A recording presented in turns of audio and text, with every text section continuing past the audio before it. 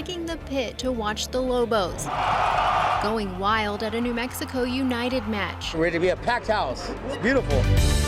or relaxing at an Isotopes game. New Mexico sports fans are still longing for those days to return. You can get your fix on television a little bit.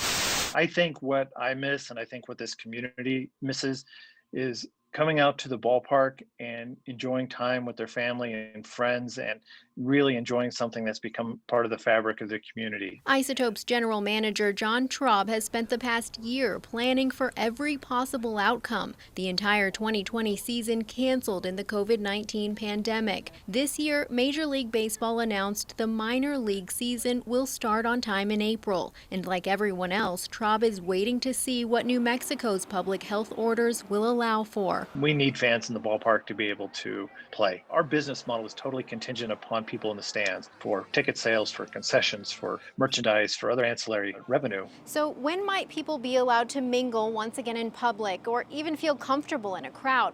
Health officials say a successful COVID vaccine rollout is key. The vaccine rollout is a key component to life returning to normal for New Mexico. In a one-on-one chat with News 13, New Mexico's Health Secretary Dr. Tracy Collins explained what the state's up against. Really, the issues are we have to get more people vaccinated so that we could stop the virus from replicating.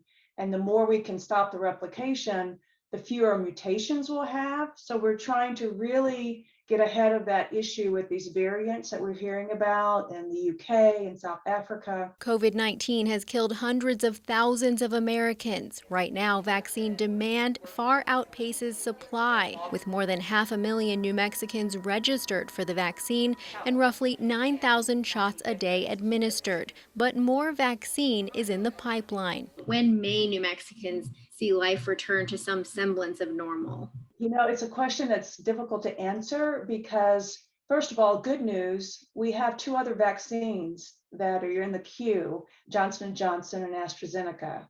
And those vaccines currently will be one dose. Single-dose vaccines will be a game changer, she says. The state's goal is to vaccinate at least 60% of the state's population. And with no COVID vaccine on the market for kids, that leaves 1.6 million adults across the state. Vaccinating 60% of adults is roughly 960,000 people, with first and second doses to consider for Pfizer and Moderna. Does it still look that way to you, that vaccines in the pipeline are really our way out of this pandemic?